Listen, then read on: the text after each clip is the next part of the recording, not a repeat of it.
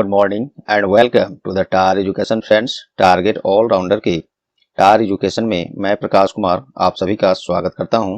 दोस्तों आज है 25 जून 2022। देखेंगे अब तक के सभी महत्वपूर्ण करंट अफेयर्स जो आपके आगामी सभी परीक्षाओं के लिए अति महत्वपूर्ण होंगे। साथ में देखेंगे ये सभी एक्स्ट्रा फैक्ट्स जो आपको औरों से आगे रखेगा। इस क्लास का पीडीएफ आप टार एजुकेशन के इन सभी सोशल मीडिया प्लेटफॉर्म्स और टार एजुकेशन के ऑफिशियल वेबसाइट से विजिट करके पीडीएफ और अन्य बहुत सारे स्टडी मटेरियल प्राप्त कर सकते हैं। सभी का लिंक नीचे डिस्क्रिप्शन बॉक्स में दिया हुआ है, जरूर विजिट करें और जुड़ जाएं। दोस्तों प्रश्न यहाँ हिंदी इंग्लिश दोनों में है, ऑप्शंस भी हिंदी इंग्लिश दोनों में है। आपसे आग्रह है कि क्लास को अंत तक अटेंड करें, तभी आपको इस क्लास का महत्व पता चलेगा। आज का क्लास थोड़ा सा विलंब हुआ है दोस्तों, इसके लिए माफी चाहता हूँ। नेक्स्ट क्लास से हम लोग टाइमली क्लास प्रोवाइड करेंगे। चलिए अब देखते हैं बिना देर किए पहला प्रश्न। The first question is recently who has been appointed as the new Director General of National Investigation Agency? हाल ही में किसे राष्ट्रीय जांच एजेंसी अर्थात NIA का नया महानिदेशक नियुक्त किया गया है? सही जवाब है दिनकर गुप्ता। दिनकर गुप्ता को राष्ट्रीय जांच एजेंसी अर्थात NIA नेशनल इन्वेस्टिगेशन एजेंसी के नए महानिदेशक के रूप में नियुक्त किया गया है और ये दिनकर गुप्ता जो हैं कुलदीप सिंह का स्थान लेंगे और 31 मार्च 2024 तक अपने इस पद पर बने रहेंगे। चलिए NIA के बारे में देख लेते हैं, अर्थात राष्ट्रीय जांच agency NIA national investigation agency इसका फुल फॉर्म होता है।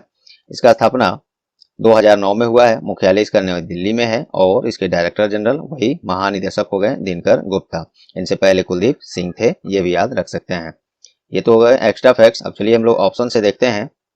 इसी प्रश्न पर आधारित हाल फिलहाल के करंट न्यूज में चर्चा में रहे कुछ पॉइंट्स ऑप्शन के थ्रू जो आपके आगामी परीक्षाओं के लिए काफी महत्वपूर्ण होंगे। SS मुंद्रा ये कौन है? इनको हाल ही में BSE बॉम्बे स्टॉक एक्सचेंज के नए अध्यक्ष के रूप में नियुक्त किया गया है। SS मुंद्रा को याद रख सकते हैं। BSE के बारे में देखते हैं, फुल फॉर्म वही हो गया बॉम्बे स्टॉक एक्सचेंज।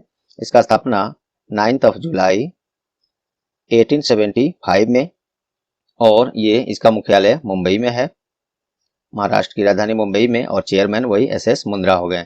SL थाउसेन ये न्यूज में क्यों है? इनको हाल ही में SSB सशस्त्र सीमा बल के नए महानिदेशक के रूप में नियुक्त किया गया है। SL थाउसेन को SSB अर्थात सशस्त्र सीमा बल, इसका स्थापना कब हुआ? 1963 में। इसका हेडक्वार्टर भी नई दिल्ली है, न्यू दिल्ली, और वही हो गए SL थाउसेन हो गए इसके महानिदेशक। नेक्स्ट है डॉक्टर मनोज सोनी। हाल ही में इनको UPSC union public service commission, Hindi में बोले तो संघ लोक सेवा आयोग, जिसके through IAS IPS IFS category के अधिकारी सर्वोच्च बने, इसी के थ्रू रिक्रूट किए जाते हैं। तो UPSC के ये बने हैं नए अध्यक्ष डॉक्टर मनोज सोनी। UPSC के बारे में और देख लेते हैं। इसका स्थापना हुआ था 1 अक्टूबर 1926 में और इसका भी हेडक्वार्टर न्यू दिल्ली है और चेयरमैन वही हो गए डॉक्टर मनोज सोनी। इनसे पहले प्रदीप कुमार जोशी थे, ये भी याद रख सकते हैं। चलिए दोस्तों पहले प्रश्न से ये सभी एक्स्ट्रा फैक्ट्स, ऑप्शन से ये सभी फैक्ट्स हमने दिया। उम्मीद करता हूँ ये सभी आपको पसंद आए होंगे, परीक्षा उपयोगी लगे होंगे। यदि लगे हैं तो अभी वीडियो को लाइक बटन दबा दें और लास्ट में इस सेशन को अपने सभी एजुकेशनल ग्रुप्स और फ्रेंड्स जो लोग तैयारी कर रहे हैं वहाँ शेयर करके टार एजुकेशन का सहयोग करें। और चैनल पर आप नए हैं या चैनल को अब तक सब्सक्राइब नहीं किए हैं तो अभी सब्सक्राइब बटन दबा दें और साथ में बेल आइकन भी दबा दें। मुझे पूरा विश्वास है दोस्तों इतना सहयोग आप लोग जरूर करेंगे। चलिए देखते हैं second question. What is the rank of India in the recently released FIFA World Cup ranking? हाल ही में जारी फीफा वर्ल्ड कप रैंकिंग में भारत का रैंक क्या है? सही जवाब है 104, 104वां रैंक है भारत का फीफा वर्ल्ड रैंकिंग में। और इसमें ब्राजील जो है बेल्जियम को पीछे छोड़ते हुए इस रैंकिंग में पहले स्थान पर आ गया है और 2 स्थान की ये दुआ हो गया है। 2 स्थान की सुधार करते हुए भारत अब आ गया है। पहले इसके पहले 106 स्थान पर था, अब 2 स्थान की सुधार करते हुए 104वें स्थान पे भारत का रैंकिंग आ गया है फीफा वर्ल्ड रैंकिंग में। फीफा के बारे में थोड़ी जान लेते हैं। फुल फॉर्म इसका होता है federation international D football association. इसका स्थापना 21 मई 1904 में, हेडक्वार्टर इसका स्विट्जरलैंड के ज्यूरिख में है और इसके प्रमुख कौन है? ज्ञानी इन्फेंटिनो। काफी महत्वपूर्ण है ये पॉइंट, जरूर याद रखिएगा, कई बार पूछा गया है और ये प्रश्न भी इम्पोर्टेंट है क्योंकि रैंकिंग से संबंधित है, वह भी वैश्विक लेवल पर। अब चलिए हम लोग ऑप्शन से देखते हैं कुछ महत्वपूर्ण रैंकिंग इसी तरह के काफी महत्वपूर्ण जो आपके आगामी परीक्षा के लिए महत्वपूर्ण होगा। 150वां रैंक ये किसमें है? तो वर्ल्ड प्रेस फ्रीडम इंडेक्स 2022 ये रैंकिंग जब जारी किया गया था वर्ल्ड प्रेस फ्रीडम इंडेक्स 2022 अर्थात विश्व प्रेस स्वतंत्रता सूचकांक 2022, इसमें भारत का रैंक क्या है? तो वही 150वां है। जबकि इस रैंकिंग में नॉर्वे पहले स्थान पर है और डेनमार्क दूसरे और स्वीडन तीसरे। भारत का रैंक 150वां और नॉर्वे पहले स्थान पर है, ये दोनों कम से कम जरूर याद रखेंगे। चलिए 7th रैंक ये किसमें है? तो 7वां रैंक हाल ही में अंकटाड द्वारा, अंकटाड ये UNKTAD अंकटाड अर्थात United Nations conference on trade and development, ये इसका फुल फॉर्म होता है। फिर से सुन लीजिए, United Nations conference on trade and development. Conference में यहाँ सी है, ये के नहीं है, सी है। अंकटाड के द्वारा जारी एफडीआई रैंकिंग में भारत का रैंक 7वां है। एफडीआई से क्या समझते हैं? फॉरेन डायरेक्ट इन्वेस्टमेंट अर्थात हिंदी में प्रत्यक्ष विदेशी निवेश। जो जब किसी देश में, जैसे अपने ही देश में विदेशी कंपनियों के द्वारा विदेशी जब इन्वेस्टमेंट आता है, यहाँ पे आके इन्वेस्टमेंट करते हैं, तो वो होता है फॉरेन डायरेक्ट इन्वेस्टमेंट। इसमें रैंकिंग में भारत 7वें स्थान पर है, जहां सबसे ज्यादा इन्वेस्टमेंट किए जा रहे हैं। इस मामले में भारत 7वें रैंक पर है और इसमें पहले स्थान पर अमेरिका है, यूएसए इसमें पहले स्थान पर है। यूएसए में 367 बिलियन अमेरिकी डॉलर का इन्वेस्टमेंट आ रहा है और चीन इसमें इस मामले में दूसरे स्थान पर है, ये भी याद रख सकते हैं। और इस मामले में भारत अपना 7वां स्थान पर है, ये काफी महत्वपूर्ण है, याद रखिएगा डाटा इसमें का भी। यूएसए पहले और भारत 7वें। 180वां रैंक किसमें है? तो ये EPI इन्वायरमेंट परफॉर्मेंस इंडेक्स अर्थात पर्यावरण प्रदर्शन सूचकांक 2022 में भारत का रैंक बहुत ही ये खराब प्रदर्शन है, क्योंकि 180 देशों की सूची में भारत नीचे से टॉप किया है। काफी बुरी रैंकिंग है ये। 180 में 180वां स्थान इसमें भारत का है, जो सबसे बुरा है। ऐसी रैंकिंग की उम्मीद कभी नहीं की जा सकती। तो 180वें स्थान पर है EPI इन्वायरमेंट परफॉर्मेंस इंडेक्स अर्थात पर्यावरण प्रदर्शन सूचकांक में भारत 180वें स्थान पर। और इसमें डेनमार्क पहले स्थान पर है। तो पहला कौन है और भारत का रैंक क्या है, ये इतना कम से कम जरूर याद रखेंगे। तो चलिए दोस्तों, दूसरा प्रश्न से ये सभी चीज मिला आपको। उम्मीद करता हूँ आपको पसंद आए होंगे, परीक्षा उपयोगी लगे होंगे। दोस्तों क्लास लेट होने के कारण आज 2 ही प्रश्न में MCQ फिट किया गया है। इसके अलावा महत्वपूर्ण काफी प्रश्न इसमें महत्वपूर्ण इंपोर्टेंट क्वेश्चंस लिस्टेड हैं, आप बने रहें। इसको एक्स्ट्रा फैक्ट के साथ हम लोग फटाफट देख लेते हैं। Third question is, where has the G20 summit 2023 been announced to be held? हाल ही में G20 शिखर सम्मेलन 2023 की मेजबानी किसे दिया गया है? कहाँ इसका आयोजन होगा? तो ये अपने इंडिया में होगा, जम्मू कश्मीर में। 2023 का G20 शिखर सम्मेलन अपने ही देश में जम्मू कश्मीर में होगा, ये जरूर याद रखेंगे। और G20 क्या है ये कुछ लोग जानते भी होंगे, कुछ लोग नहीं जानते हैं, तो काफी अच्छी डाटा इसमें मैं आपको दिखा रहा हूँ। G20, जी का मतलब होता है ग्रुप और 20 का मतलब 20 या 20, ग्रुप ऑफ 20 ये इसका पूरा होता है।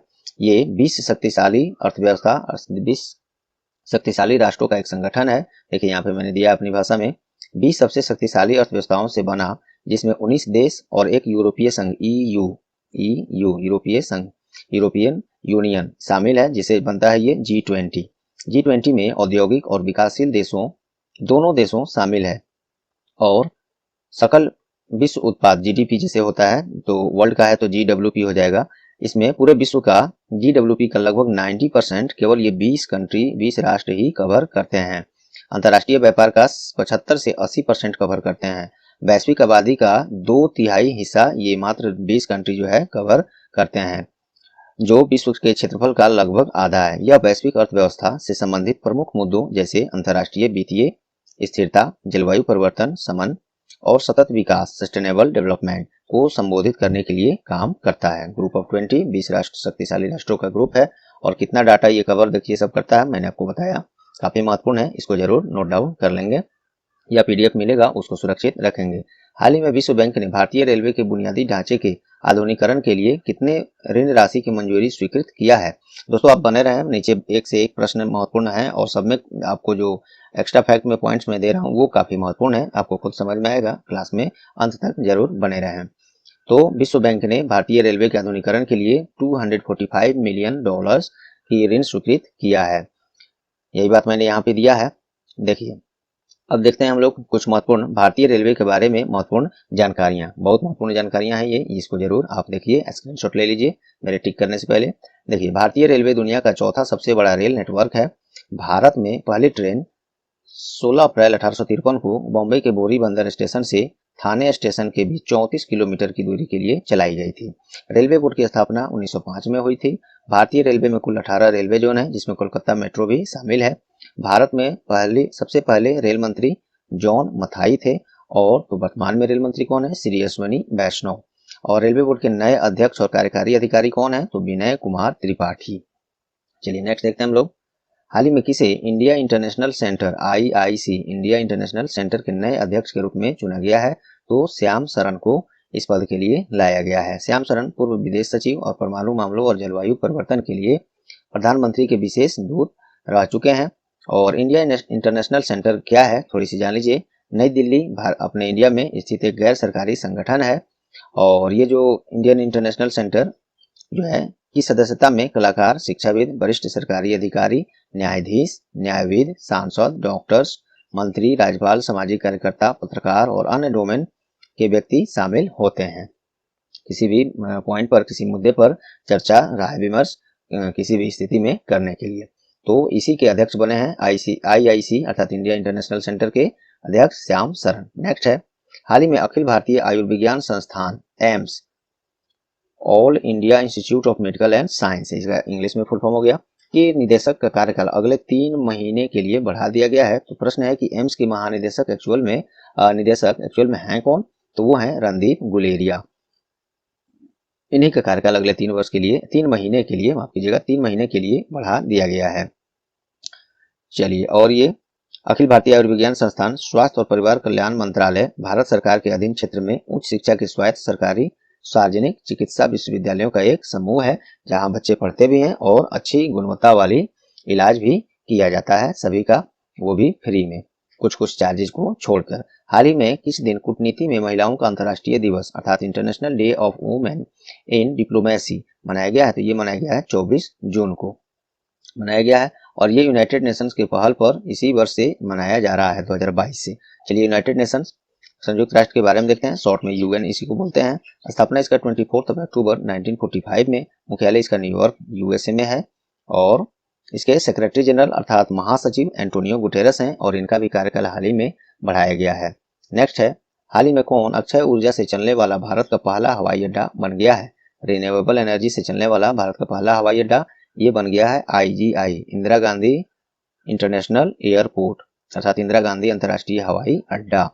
ये भारत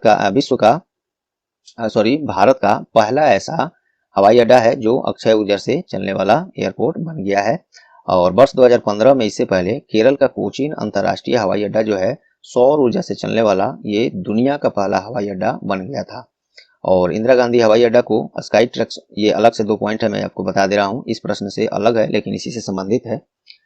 तो sky tracks world airport awards 2022 में भारत और दक्षिण एशिया में सर्वश्रेष्ठ हवाई अड्डा के रूप में इसी इंदिरा गांधी अंतर्राष्ट्रीय हवाई अड्डा को ही चुना गया है। जबकि कतर का हमाद अंतर्राष्ट्रीय हवाई अड्डा को लगातार दूसरे वर्ष विश्व का सर्वश्रेष्ठ हवाई अड्डा घोषित किया गया। तो ये इसी से संबंधित था। मैं देखिए अब इसको कहाँ से कहाँ लिंक है, ये सर्च करके लाना, आपको इसी में बता देना। इसमें बहुत समय और बहुत बारीकी से, जिसमें कि आपको कोई गलत इन्फॉर्मेशन इधर से ना दिया जाए, इसकी ध्यान रखते हुए काफ़ी समय लगता है दोस्तों। तो इतना मेहनत के बाद आप लोग इतना तो ज़रूर कर सकते हैं, वीडियो को लाइक और शेयर जितना हो सके ज़रूर कर सकते हैं। और दोबारा आपको पहले से सब्सक्राइब नहीं किए हैं, नए हैं तो सब्सक्राइब और बेल बटन भी, ये आइकन को दबाना भी, ये हमारे लिए काफ़ी महत्वपूर्ण है। इतना आप लोग जरूर करेंगे, ये मुझे पूरा विश्वास है आप लोग पर। Recently the central government has made a health insurance scheme of how many years mandatory for surrogate mothers. हाल ही में केंद्र सरकार ने सरोगेट माताओं के लिए कितने वर्ष की स्वास्थ्य बीमा योजना अनिवार्य कर दिया है? तो 3 वर्ष के लिए सरोगेट माताओं के लिए स्वास्थ्य बीमा कम से कम 3 वर्ष के लिए कराना अनिवार्य है, ये सरकार का नया नियम है। चलिए, ये सब कुछ पॉइंट इसमें महत्वपूर्ण है, पढ़ सकते हैं। केंद्रीय स्वास्थ्य मंत्री भी कौन है? मनसुख मंडाविया। केंद्रीय महिला और बाल विकास मंत्री कौन है? श्रीमती स्मृति जुबिन ईरानी। ये आप याद रख सकते हैं अगर याद नहीं है तो। चलिए, हाल ही में विश्व स्वास्थ्य नेटवर्क अर्थात WHO वर्ल्ड हेल्थ नेटवर्क, जैसे WHO होता है वर्ल्ड हेल्थ ऑर्गेनाइजेशन अर्थात विश्व स्वास्थ्य संगठन, वैसे है WHO वर्ल्ड हेल्थ नेटवर्क ने किस प्रकोप मतलब हो गया आउटब्रेक, यहाँ पे भी है देखिए, किस प्रकोप को महामारी के रूप में घोषित कर दिया है। जैसे कोविड-19 जब आया तो नॉर्मल आया, उसके बाद उसको पैंडेमिक अर्थात महामारी घोषित किया गया था। दो शब्द होता है यहाँ पे, कुछ महत्वपूर्ण बातें आपको बता दूं। एक होता है एपिडेमिक और एक होता है पैंडेमिक। पैंडेमिक दोनों का मतलब महामारी ही होता है, लेकिन अंग्रेजी में इसको अलग अलग क्यों बनाया गया? तो देखिए, जब कोई महामारी किसी एक खास क्षेत्र में फैलता है, प्रकोप उसका पड़ता है, वो एपिडेमिक होता है। अब जब कोई ऐसा आउटब्रेक, ऐसा कोई महामारी जो पूरे विश्व को, पूरे अपने पृथ्वी को हिला के रख देता है, पूरे विश्व को परेशान कर देता है, सब जगह ये महामारी फैलता है, प्रकोप आता है, तो यही होता है पैंडेमिक। ये अंतर होता है एपिडेमिक और पैंडेमिक में। चलिए, मुझे ध्यान आया तो मैं आपको ये बता दिया। हाँ, तो हम लोग प्रश्न आते हैं, तो ये विश्व स्वास्थ्य नेटवर्क जो है किस प्रकोप को महामारी के रूप में घोषित कर दिया? जैसे कोविड-19 को घोषित कर दिया गया था, क्योंकि शुरू में वो नॉर्मल माना जा रहा था, बाद में पैंडेमिक उसको घोषित किया गया। उसी तरह अब एक आया है मंकी पॉक्स, इस महामारी को भी, इस प्रकोप को भी महामारी के रूप में घोषित कर दिया गया है, मंकी पॉक्स। हो सकता है ये भी, ईश्वर न करे ऐसा हो, लेकिन ये भी थोड़ी तेज गति से कुछ क्षेत्रों में फैला है, हाल फिलहाल में ऐसा देखा गया है। तो ये मंकी पॉक्स है, याद रखेंगे। चलिए, और यह एक वायरल संक्रमण है जो कृंतकों में उत्पन्न होता है, दांत या फेस ऐसे पार्ट्स में, और प्राइमेट और लोगों को संचरित करता है। मंकी पॉक्स के लक्षणों में बुखार, दाने और सूजन शामिल होते हैं। मंकी पॉक्स आमतौर पर एक स्वसीमित बीमारी है जिसका लक्षण 2 से 4 सप्ताह तक दिखाई देता है। और ये विश्व स्वास्थ्य नेटवर्क है क्या? तो देखिए, WHO वर्ल्ड हेल्थ नेटवर्क विज्ञान आधारित वैश्विक, राष्ट्रीय और स्थानीय महामारी प्रतिक्रियाओं के विकास और निष्पादन के लिए समर्पित एक नेटवर्क है। चलिए नेक्स्ट देखते हैं, हाल ही में किस दिन विश्व वर्षा वन दिवस अर्थात वर्ल्ड रेन फॉरेस्ट डे मनाया गया है? तो ये 22 जून को मनाया गया है। और देखिए, इसको पॉइंट करना मैं यहाँ पे मिस कर गया है। तो यह वर्षा वनों के महत्व को उजागर करने और उनके संरक्षण की आवश्यकता के बारे में जागरूकता बढ़ाने के लिए प्रत्येक वर्ष 22 जून को मनाया जाता है। विश्व वर्षा वन दिवस 2022 का थीम क्या है? तो वो है द टाइम इज नाउ, ये इसका थीम है। और विश्व वर्षा वन दिवस पहली बार 2017 में रेन फॉरेस्ट पार्टनरशिप नामक एक गैर लाभकारी संगठन, जिसे NGO बोलते हैं, NGO नॉन गवर्नमेंटल ऑर्गेनाइजेशन, एक होता है नॉन प्रॉफिट ऑर्गेनाइजेशन। तो विश्व वर्षा वन दिवस अर्थात वर्ल्ड रेन फॉरेस्ट डे ये 22 जून को मनाया जाता है। नेक्स्ट है, recently which country has been selected as country of the year? हाल ही में किस देश को कंट्री ऑफ द ईयर के रूप में चुना गया है? तो ये अपने देश भारत को चुना गया है। यूरोप के सबसे बड़े स्टार्टअप सम्मेलन वाइवा टेक, यहाँ पे देखिए इंग्लिश में है, यहाँ पे वाइवा टेक जो है यहाँ भी है, 2022 ने, ये विश्व के सबसे बड़े स्टार्टअप सम्मेलन है और वाइवा टेक 2022 नाम से इसमें भारत को कंट्री ऑफ द ईयर के रूप में मान्यता दिया है। ये काफी गर्व की बात है भारत के लिए। भारत का स्टार्टअप पारिस्थितिकी तंत्र तेजी से बढ़ रहा है और इसमें 100 से अधिक यूनिकॉर्न्स हैं। और कुछ ये महत्वपूर्ण मैंने बता ही दिया। चलिए नेक्स्ट देखते हैं, कंट्री ऑफ द ईयर ये हो गया, भारत को चुना गया है कहाँ? विश्व के सबसे बड़ा स्टार्टअप सम्मेलन वाइवा टेक 2022 में। नेक्स्ट है, हाल ही में किस भारतीय उद्योगपति और परोपकारी व्यक्तित्व ने सामाजिक कार्यों के लिए 60,000 करोड़ रुपए का दान देने का घोषणा किया है? तो ये है गौतम अडानी, एशिया के सबसे धनी व्यक्तियों में से एक और जाने माने भारतीय उद्योगपति और परोपकारी गौतम अडानी ने 24 जून 2022 को अपने 60वें जन्मदिन के अवसर पर सामाजिक कार्यों के लिए 60,000 करोड़ रुपए का दान देने का घोषणा किया है। और ये गौतम अडानी जो है, ब्लूमबर्ग बिलियनर्स इंडेक्स के मुताबिक गौतम अडानी की कुल संपत्ति 12 अरब डॉलर है। और वही फोर्ब्स के रियल टाइम अरबपतियों के अनुसार उन्हें छठे स्थान पर अर्थात 95 अरब डॉलर पर के संपत्ति के साथ दिखाया है। चलिए नेक्स्ट देखते हैं, हाल ही में किस राज्य में 17वें साला प्रवेशोत्सव, थोड़ा सा आराम से इसको पढ़ना ही पड़ेगा, का शुभारंभ किया गया है? तो ये गुजरात में किया गया। गुजरात के मुख्यमंत्री कौन है? भूपेंद्र पटेल। इन्होंने ही 17वें साला प्रवेशोत्सव का शुभारंभ किया है। साला प्रवेशोत्सव का उद्देश्य राज्य में विद्यालयों में छात्रों के नामांकन में वृद्धि करना है। साला प्रवेशोत्सव अभियान छात्रों की ड्रॉप आउट दर को कम करने, जो स्कूल छोड़ देते हैं या स्कूल आते ही नहीं है, इस दर को कम करने के लिए अर्थात नामांकन ज़्यादा से ज़्यादा हो, इसकी बढ़ावा के लिए सुनिश्चित करने के लिए ये अभियान चलाया जाता है गुजरात सरकार के द्वारा। गुजरात की राज्य की स्थापना 1 मई 1960 में और राजधानी गांधीनगर है और मुख्यमंत्री भूपेंद्र पटेल हैं और इसके राज्यपाल आचार्य देवव्रत हैं। चलिए नेक्स्ट देखते हैं। हाल ही में भारत के किस राज्य की सार्वजनिक परिवहन सेवा मोबस इंग्लिश में भी है, प्रतिष्ठित संयुक्त राष्ट्र पुरस्कार से सम्मानित किया गया है? तो ये उड़ीसा का है ये मोबस सेवा, इसी को संयुक्त राष्ट्र पुरस्कार से सम्मानित किया गया है। और ये मोबस सेवा जो है प्रतिष्ठित संयुक्त राष्ट्र पुरस्कार पाने का कारण है कि दुनिया को कोविड-19 से बेहतर तरीका से उभरने में मदद करने के लिए भूमिका और प्रयास किया था। मोबस सेवा के अनुसार इसको शुरू किया गया था 6 नवंबर 2018 में और इसका उद्देश्य शहरी सार्वजनिक परिवहन का प्रवर्तन करना है और इसमें किराया मात्र 5 रुपए से 70 रुपए एसी के लिए और 5 रुपए से 55 रुपए नॉन एसी के लिए। भाड़ा मैक्सिमम 55 और 70 एसी, ये एसी में रखा गया, मिनिमम 5 रुपीज। तो आज के ज़माने में 5 रुपए में आपको ट्रेवल कराया जा रहा है, तो ये बहुत बड़ी आपके लिए बचत की बात है। चलिए, उड़ीसा की राजधानी भुवनेश्वर है। राज्य की स्थापना 1 अप्रैल 1936 में, मुख्यमंत्री नवीन पटनायक हैं और गवर्नर गणेशी लाल हैं। चलिए नेक्स्ट देखते हैं।